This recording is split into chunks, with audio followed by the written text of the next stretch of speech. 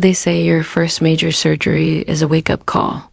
For me, it was more like a verdict. It was the moment the universe handed me a diagnosis, not for my body, but for my family.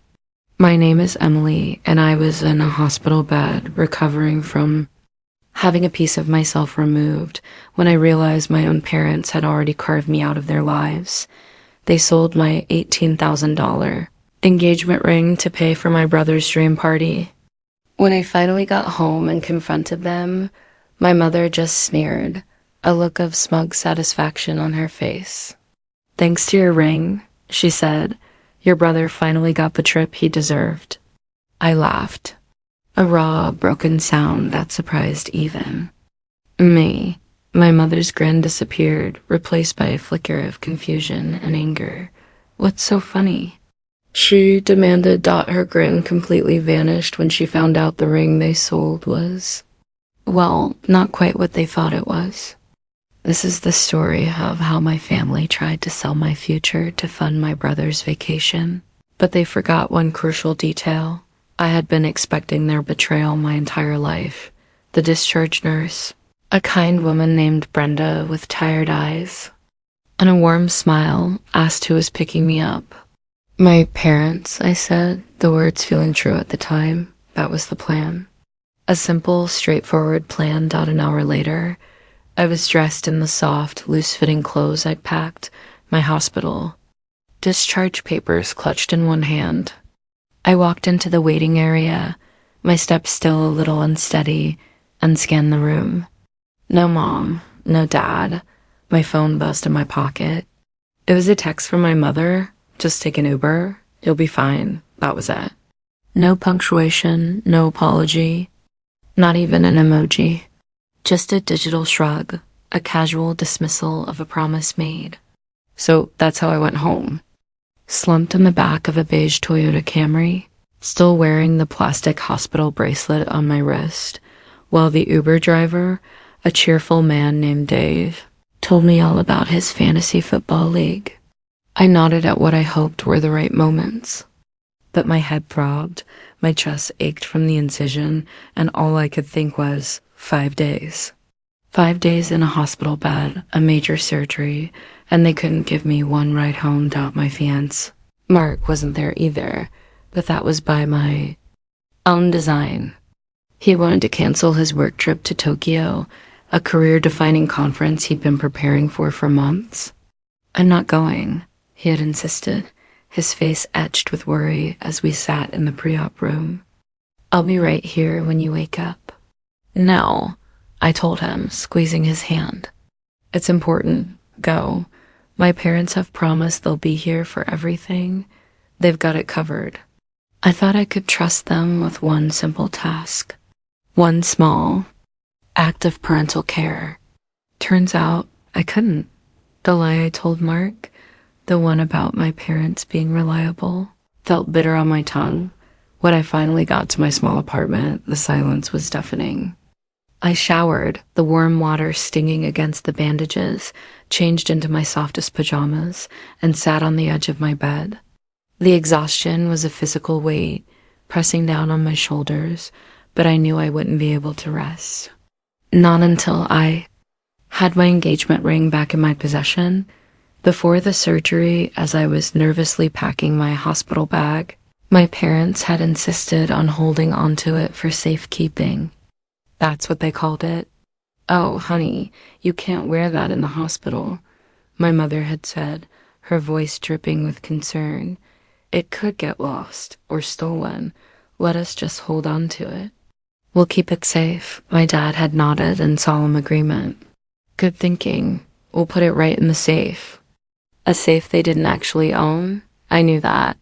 But I also knew that refusing them would trigger a war.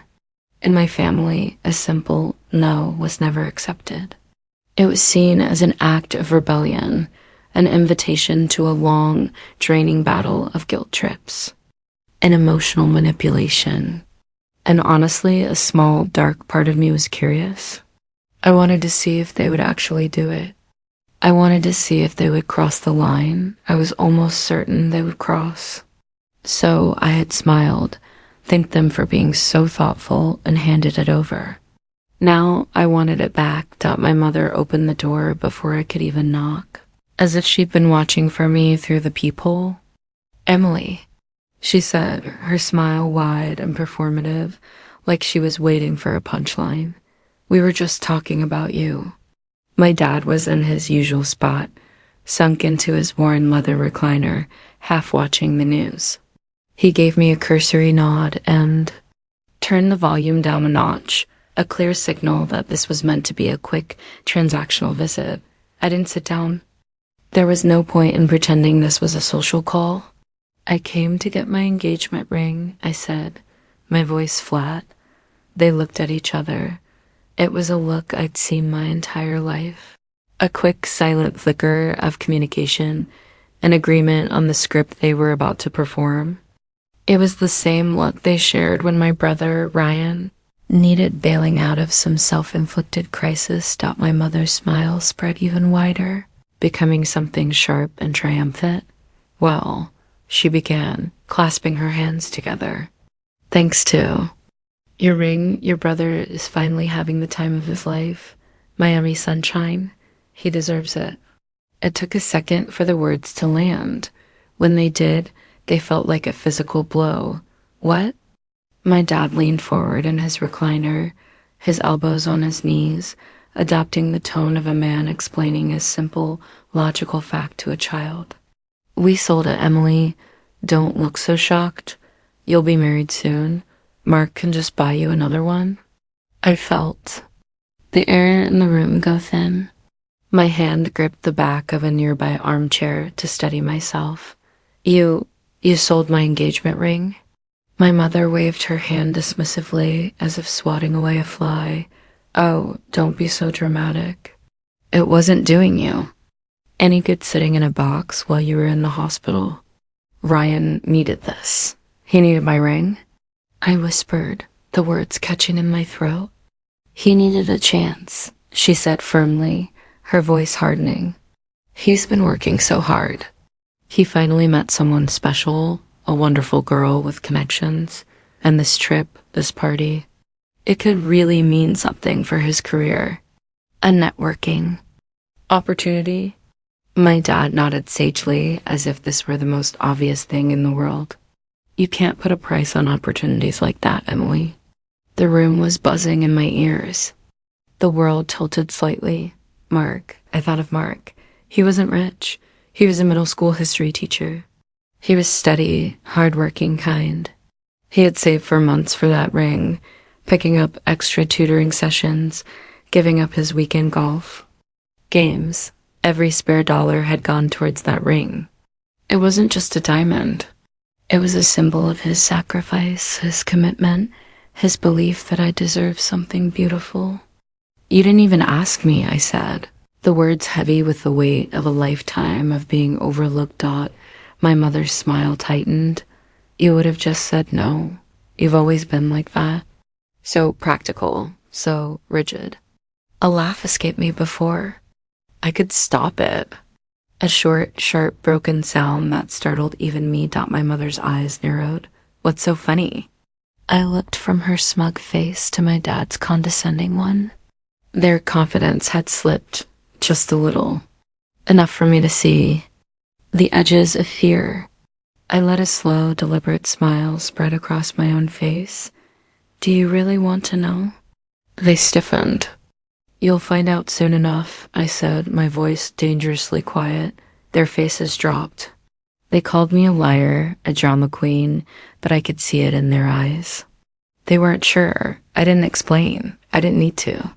I turned and walked out, leaving the suffocating silence behind me like smoke. I didn't drive straight home. I pulled over at the end of their street, switched off the engine and the headlights, and just sat in the humming darkness, trying to remember how to breathe. My heart wasn't racing anymore. It was worse. It was steady and flat, the kind of rhythmic thud that means something inside you has irrevocably snapped. I told myself it was just one more betrayal, nothing new, but it didn't feel like just anything. It felt like the culmination of everything. It felt like every birthday, every holiday, every car ride home where Ryan was praised and I was ignored had suddenly lined up in a row, each one a knife pointing directly at my chest. This didn't start today. This started 20 years ago. Ryan was always the golden boy, 2 years older, which in our house might as well have been a decade. He was the sun, and I was the small, quiet planet caught in his orbit, expected to reflect his light, but never to shine on my own. I remember my 10th birthday. I had asked for a new bike, a simple blue one I'd seen in the window of a local shop. What I got was a hand-me-down pink one from a neighbor's garage sale. It had a bent handlebar and a wobbly wheel. My mother had smiled brightly and said, "It builds character, Emily." 2 months later, for Ryan's 12th birthday, a brand new, top-of-the-line mountain bike with 21 gears appeared on the front lawn, a giant red bow on the handlebars. When I looked at my mother, a question in my eyes, she just said, "Well, he's a boy, honey, and he's older." When Ryan wanted baseball lessons, they found the money. When I wanted art classes, I was told not to be silly, that it wasn't a practical hobby. His birthdays were events with dozens of friends, elaborate decorations, and a cake bigger than the table. Mine were a sheet cake from the grocery store, eaten at home with just the family, and maybe one friend if she could get a ride. Every time I dared to point out the disparity, I was met with the same gaslighting chorus. "You're imagining things. Don't be so dramatic. Why do you always have to compare?" So I stopped. I stopped pointing it out. I stopped asking. Somewhere along the way, I stopped expecting. The thing about growing up like that is you start to believe the story they write for you. You learn to think, maybe I don't deserve nice things. Maybe I should just be grateful for the scraps. Even when I moved out, put myself through college, built a career, and got a good job, I carried that quiet doubt with me like a shadow. I was independent because I had to be. I was practical because I had no other choice. And then I met Mark, who didn't see me as practical or rigid. He saw me as strong, intelligent, and worthy. He listened. He showed up. He made space for me in a way I'd never experienced. I remember the night he proposed. We were in our small apartment, making pasta, a cheap bottle of wine open on the counter. There was no grand gesture, no audience. He just stopped stirring the sauce, turned to me, and got down on one knee. When he opened the box, my first instinct wasn't joy. It was guilt. "Mark, this looks so expensive," I whispered. "You shouldn't have." He took my hand and slid the ring onto my finger. It fit perfectly. "You deserve it, Emily," he said, his voice thick with emotion. "You deserve the best of everything." That's when I realized how utterly starved I'd been for those words.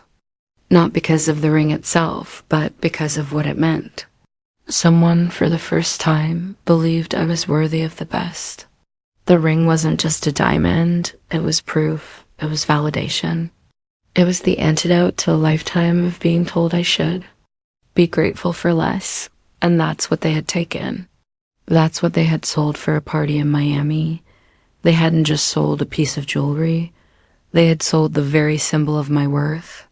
They had confirmed, in the most brutal way possible, that in their eyes, I was still the girl who deserved the broken bike. But as I sat there in my car, in the dark, a cold resolve began to form. They thought I was still that girl. They thought I would just accept the scraps. They had no idea that I had spent years planning for this exact betrayal. At least this time, I wasn't powerless. At least this time, the damage wasn't mine. And they had no idea what kind of mess they'd just walked themselves into. Here's the thing my parents didn't know. Before I handed over anything for safekeeping, I had already taken the real ring and hidden it. Hidden it at home in a place so mundane, so overlooked. They would never in a million years think to look. What I gave them was a replica A very, very good one. I kept that secret locked away, a small, hard kernel of self-preservation. I didn't tell Mark. I didn't tell a single friend. Because this wasn't just about protecting an expensive piece of jewelry. It was about protecting the proof of what I'd always suspected, that if given the chance, my parents would choose Ryan over me every single time, without a moment's hesitation. Even if it meant selling off the one thing in my life that symbolized love and commitment. The idea had come to me a month before my surgery was even scheduled. My mother had called, gushing about Ryan's new girlfriend, a woman from a wealthy family who was, in my mother's words, the opportunity of a lifetime for him. He just needs to be able to keep up with her lifestyle, Emily, she had hinted. Not so subtly. You know how it is. I did know. That was the moment I knew I needed an insurance policy. I found a custom jeweler online who specialized in creating high-quality replicas from photographs.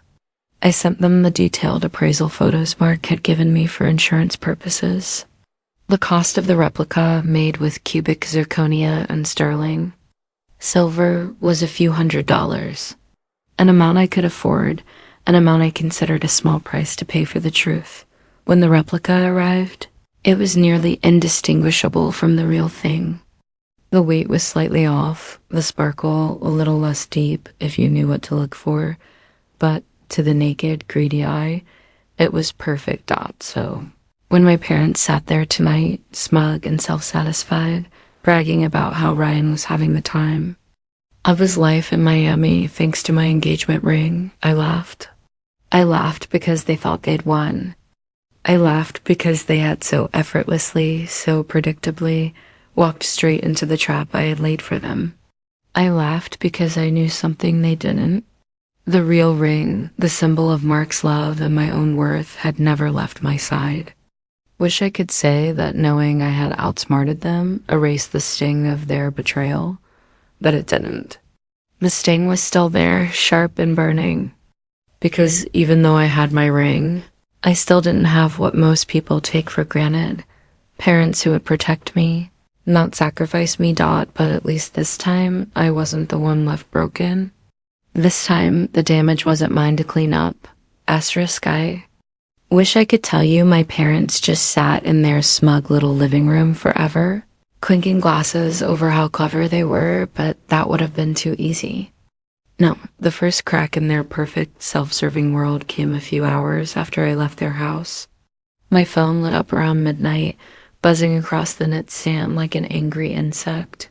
5 missed calls from Mom, 2 from Dad, 1 from a number I didn't recognize but knew was them anyway.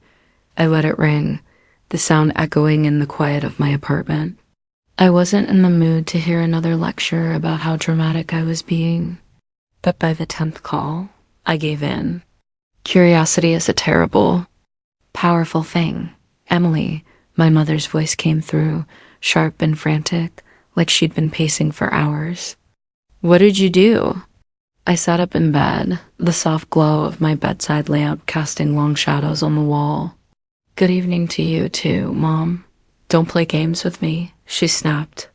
We took the ring to a jeweler, a friend of your father's, for an appraisal. For insurance purposes before we sold it, of course. She was talking too fast, the lie flimsy and transparent. He said it's a fake, a worthless piece of glass. So the appraisal had landed. In the background, I could hear my dad's voice thundering. Is Mark's ring a fake? Did he trick you? I pinched the bridge of my nose, a wave of exhaustion washing over me. No, Dad, the real ring is perfectly fine. Mark didn't trick me. Then what is this? Mom demanded, her voice rising to a shriek. What did you give us? How could you humiliate? Use like this? Humiliate them. That choice of word, after what they had done, almost made me laugh. I gave you exactly what I meant to give you, I said. I sat there in the dark, the phone buzzing in my hand as their calls kept coming, one after another. It was almost funny, in a bitter sort of way. For once in my life, I wasn't the one scrambling to fix their mess. The weight wasn't on my shoulders anymore. It was squarely and heavily on theirs. I turned my phone face down on the nightstand, lay back, and let out a breath I felt like I'd been holding for 20 years. It wasn't peace, not yet, but it was the quiet before the storm. And I knew this much. Their panic tonight was just the beginning. The worst was still coming for them. They showed up at my door 3 days later. It was a Sunday afternoon. I knew it was them before I even looked through the peephole. The knock was frantic, a staccato rhythm of panic that only my family could produce. When I opened the door, my mother's face was pale and drawn. My dad's jaw was set so tight I was surprised it hadn't cracked. And Ryan, the golden son himself, looked like he'd just come back from the world's worst hangover, his Miami tan looking sallow under the fluorescent hallway lights. "We need to talk," Mom said, trying to push past me into the apartment. I didn't move. I just leaned on the doorframe. "It's never been true in the history of this family," I said calmly, "but go ahead." My dad took over, his voice low and urgent. "The man we sold the ring to, he wants his money back. Right now." I kept my expression neutral. "How much money?" 9,000, he said, his voice cracking on the number .9. Mark had paid just over 18,000 for the real ring. They hadn't even bothered to get a proper appraisal for the replica. They had just taken the first stack of cash they were offered, like it was a scratch-off lottery win. If that didn't show how little my ring, my engagement, my life meant to them, nothing would. My mother rushed to fill the silence. "It was all he gave us. He says if we don't return the money immediately." She stopped, pressing her lips into a thin white line. Ryan, looking terrified, stepped forward. These aren't the kind of people you want to owe money to. This could get dangerous." For a second, I almost laughed. Not because it was funny, but because it was so perfectly, predictably them. Steal from me, create a dangerous mess, and then show up at my door, begging me to be their shield. "And you came here," I said slowly, letting the words hang in the air, "to ask me for the money."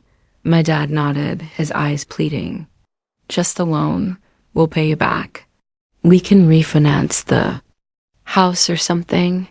My mother's eyes were wide with a fear that looked genuine. "Please, Emily, you don't understand how serious this is. He knows where we live." I finally pushed the screen door open just enough to lean on it, creating a barrier between their chaos and my peace. "Oh, I understand perfectly," I said, my voice cold and clear. "You sold what wasn't yours. You spent the money on a vacation for the man-child standing right there. And now that you're in trouble, you want me to make it go away." "You don't get it," Ryan's voice cracked. "This isn't about you anymore. It's about all of us." "No," I said, looking him directly in the eye. "It's about you. It always has been." My mother's face tightened. "We are your family." I held her gaze. "That hasn't meant what you think it means for a very long time." I slowly and deliberately closed the door in their faces. I heard muffled shouting, then my mother's pleading, then my father's angry thud against the door. They stayed outside. For another 5 minutes, their voices a low, desperate murmur. Then finally, they left. I didn't watch them go. I just stood in my silent apartment, my heart beating a slow, steady rhythm of finality. The next morning, my phone rang. It was Ryan. I almost didn't answer, but a morbid curiosity got the better of me. He didn't waste time on pleasantries. "Because of you," he started, his voice thick with accusation. "They had to max out every credit card. They even took out 2 high-interest payday loans to cover the 9 grand. Their credit is completely wrecked. They can't refinance the mortgage now. They might lose the house." I took a sip of my morning coffee. "That sounds rough," I said. "Rough?" His voice cracked with disbelief. "You ruined their lives. I laughed once, a short, sharp sound. I ruined their lives. Ryan, you blew $9,000 on a weekend in Miami.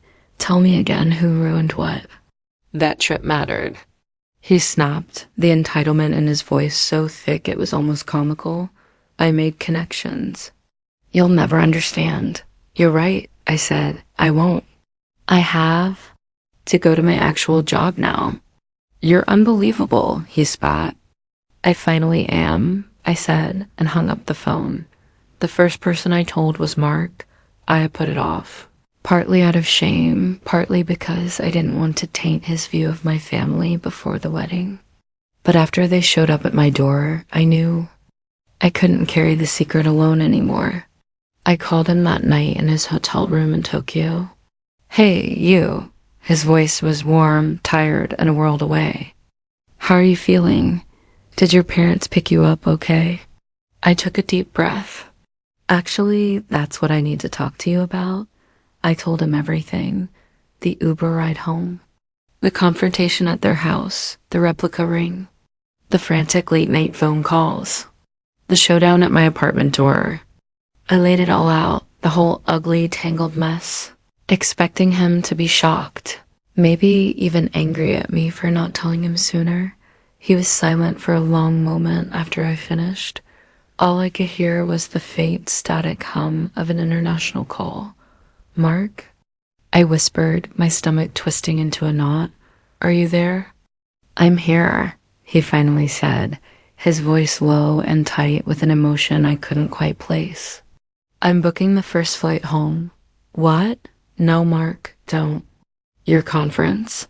Forget the conference, he cut in, his voice hard. They did what? It's... Okay, I said quickly. I handled it. The real ring is safe. This isn't about the ring, Emily, he said, and for the first time, I heard real anger in his voice. This is about them. This is about them putting their hands on something that belongs to us, to you, and thinking they could get away with it. This is about them leaving you to take an Uber home from the hospital. He took a shaky breath. I'm so sorry. I'm sorry. I wasn't there. I never should have left. And in that moment, I started to cry. Not from the pain of my family's betrayal, but from the overwhelming relief of being seen, of being defended, of being loved. He wasn't mad at me. He was furious for me. Don't be sorry, I sobbed. Just come home soon. I'm already packed. He said, I love you. We'll deal with this together. When I hung up the phone, I felt a profound shift inside me. The weight I had been carrying, the shame, the isolation, it all started to feel a little lighter. I wasn't alone in this. I had Mark. I had a different kind of family. One that I had chosen, and that had chosen me back. The fallout came in pieces after that. A cousin sent me a screenshot from a family group chat I wasn't in. It was a picture of a for sale sign planted in my parents' front yard. An aunt called, her voice full of a pity that was dressed as judgment.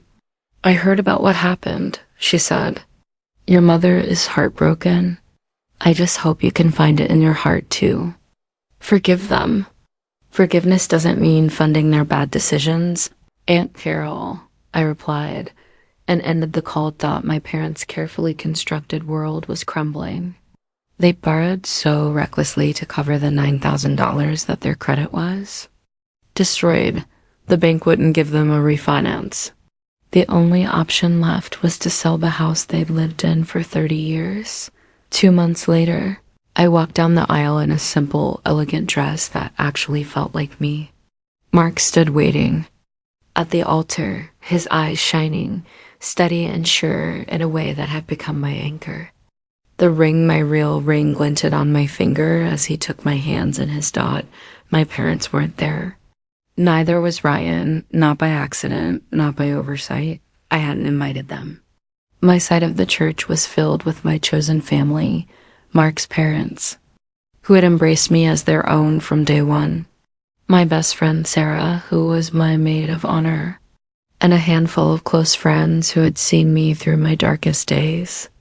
For the first time in my life, I looked out at the people gathered for me, and I didn't feel like I was missing anything at all. After the wedding, I found out through Aunt Carol, who had since switched to my side after a few more disappointing financial interactions with my father, that they had moved into a small rental apartment across town. Their reputation in the community was in shreds. People kept asking if I felt guilty. I didn't. They lost their house, but I had lost nothing, except the weight of people who never truly valued me. And for once, that felt like a fair trade. Fast forward a year. By then, I was 8 months pregnant with swollen ankles, a belly that made bending over an Olympic sport, and a calendar covered in doctor's appointments. Mark was nesting in his own way, assembling a crib with the seriousness of a surgeon, and researching car seats like he was prepping for a legal trial. Our small house was filled with a quiet, joyful anticipation, and then the messages started again. It began with my mom. A short, syrupy text. Heard the wonderful news. We want to see the baby when it's born. We can be good grandparents. Let's put the past behind us. I ignored it. Then my dad. Think about the baby. Don't punish us forever for one mistake. I ignored that too. Then Ryan, still somehow convinced his voice carried any weight. This is bigger than you, Emily. The baby deserves to know its family. I laughed out loud at that one. The idea of Ryan giving parenting advice was like a cat teaching a swimming lesson. He still lived with my parents in their cramped rental, still hadn't found his path. I stayed quiet, but the pressure from the extended family, the flying monkeys, began to build. An aunt texted me, "Why are you being so cruel? Your mother is devastated. Everyone is saying you won't even let them see their own grandchild. Haven't they suffered enough? Stop making everything about yourself." It snowballed. My phone, filled with whispers dressed up as concern. Family group chat notifications stacked up like bricks. Passive-aggressive prayers. Vague lectures about forgiveness. I ignored them all until one night I couldn't anymore. I was exhausted, swollen, and fed up. I snapped. I opened the group chat, a forum I had long since muted, and I began to type. My hands shook, but not from fear. From rage. A righteous, long overdue rage. Since you all seem so concerned and want to know the truth, I wrote, here it is. A year ago, while I was recovering from surgery, my parents stole and sold my engagement ring to pay for Ryan's Miami trip. They didn't get what it was worth, so they sold it for $9,000 to a shady buyer. They only found out it was a replica when that buyer came to collect his money. To pay him back, they had to max out credit cards and take out payday loans. That's why their credit is wrecked. That's why they lost the house. They didn't lose everything because of me. They did it to themselves. They chose a party for their son over their daughter's well-being.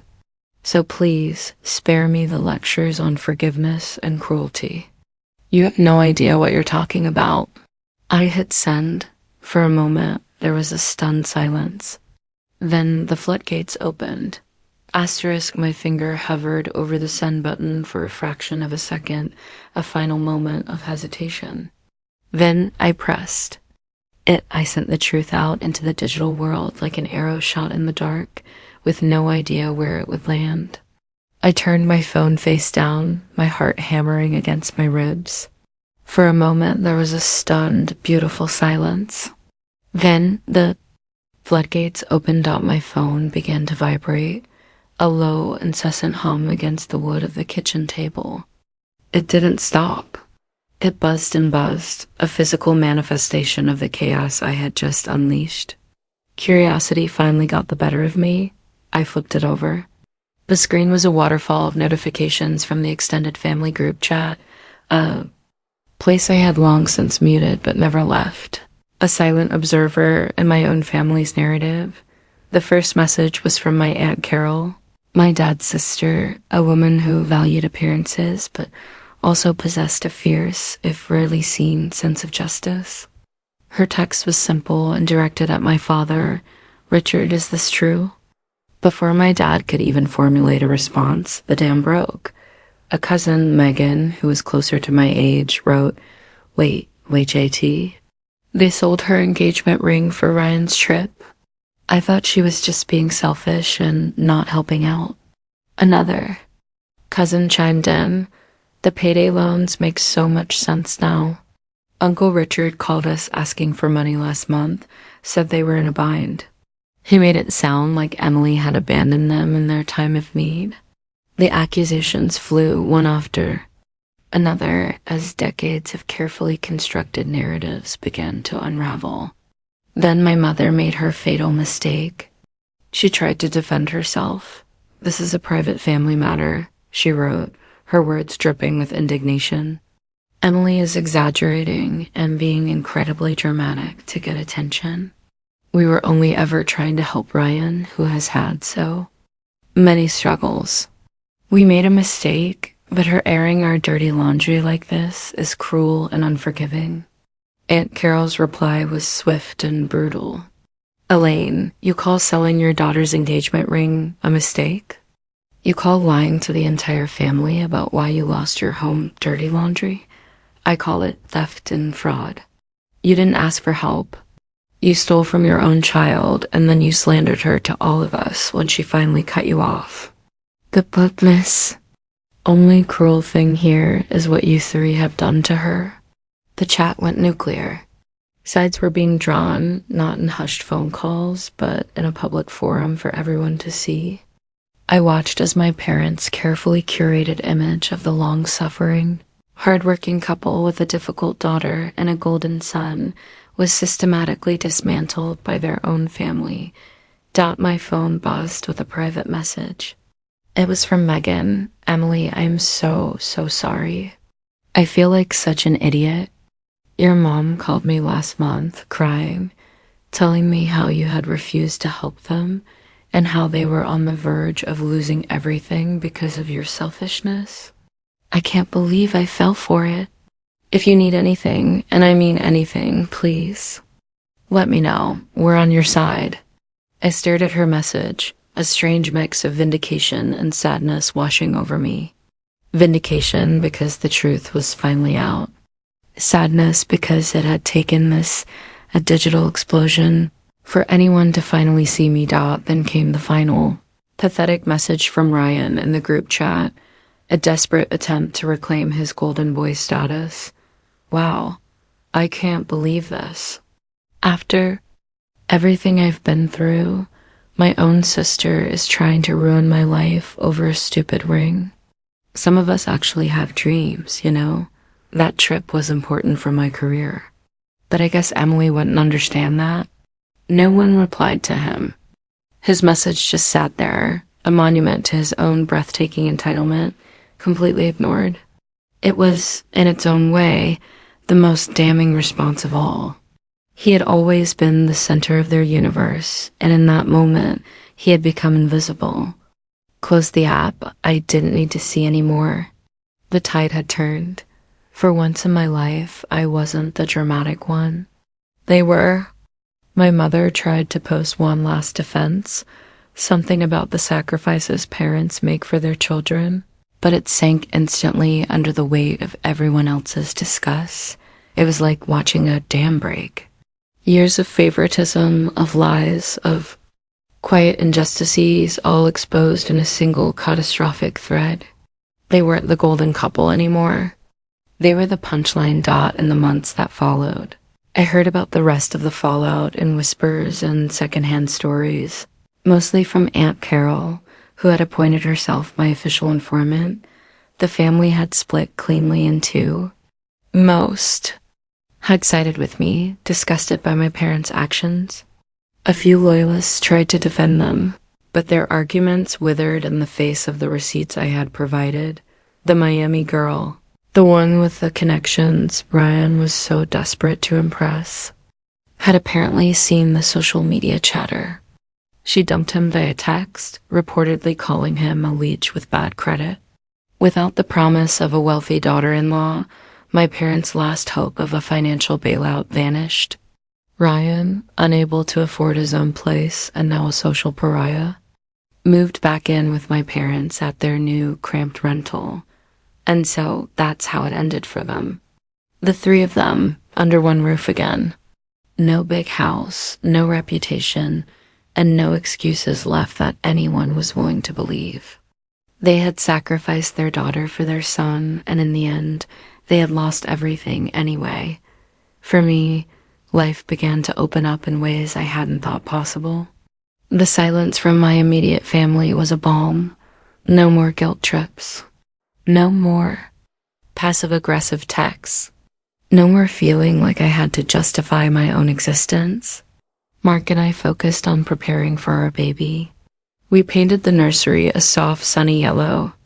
Mark assembled the crib with the intense focus of a bomb disposal expert, reading the instructions 3 times before even touching a screw. My baby shower was a small, intimate affair hosted by my best friend Sarah and attended by Mark's wonderful family and my own chosen one. Aunt Carol and Megan came, bearing gifts and apologies. "We should have seen it sooner, Emily," Aunt Carol said, squeezing my hand. "We're so sorry." I knew their guilt wasn't mine to carry. "You know now," I said. "That's what matters." Our daughter was born on a rainy Tuesday in April. The labor was long and difficult, but Mark was there for every second of it, a steady, calming presence. He held my hand, fed me ice chips, and told me I was the strongest person he had ever known. When our baby girl finally arrived, a tiny, perfect thing with a tuft of dark hair in my eyes, the world seemed to stop. We named her Clara after my great-grandmother, a woman known for her strength and resilience. Holding her in my arms, I felt a love so fierce and protective it took my breath away. I looked at her tiny, clenched fists, and I made a silent promise. I would never make her feel second best. I would never treat her like an afterthought. She would always know without a shadow of a doubt that she was worthy of the very best of everything.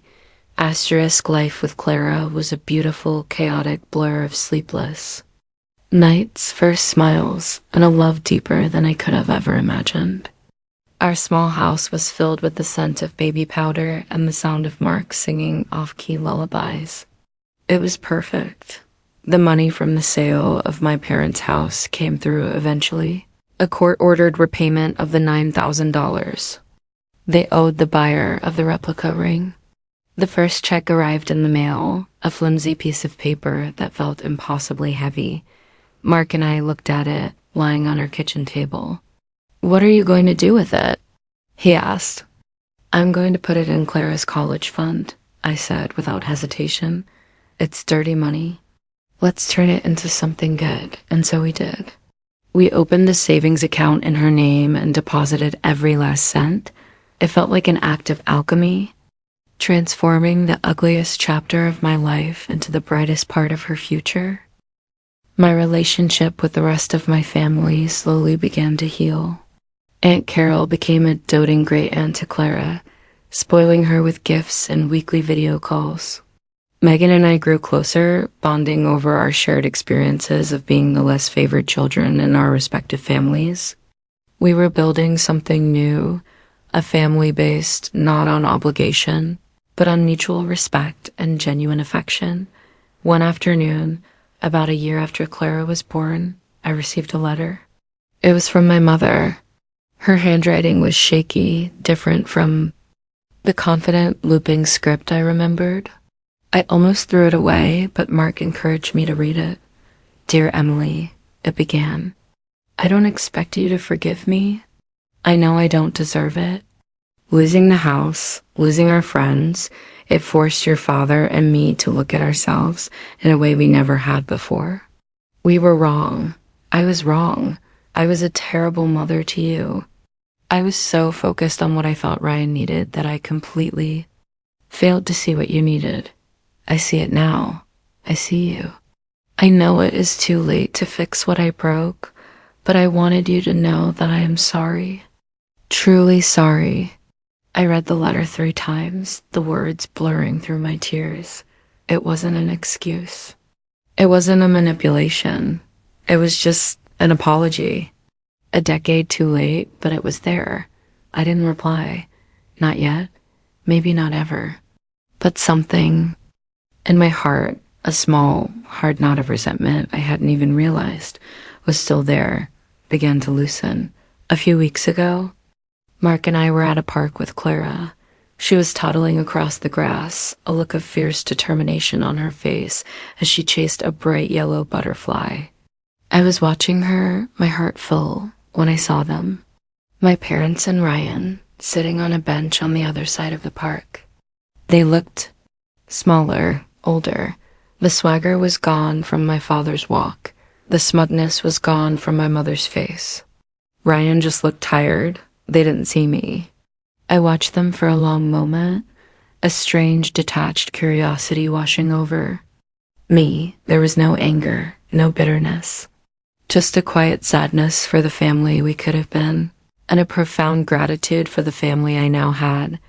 Clara stumbled and fell, as toddlers do.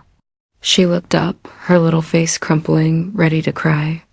Before I could even move, Mark was there, scooping her up, kissing her scraped knee and making her giggle with a silly face. And in that moment, I understood everything. Family isn't about blood, it's about who shows up, who puts you first, who loves you, not for what you can give them, but for who you are. I am not the girl with the broken bike anymore. I am not the daughter who is grateful for scraps. I am a wife, a mother, and a woman who finally knows her own worth. They didn't just lose a house, they lost me.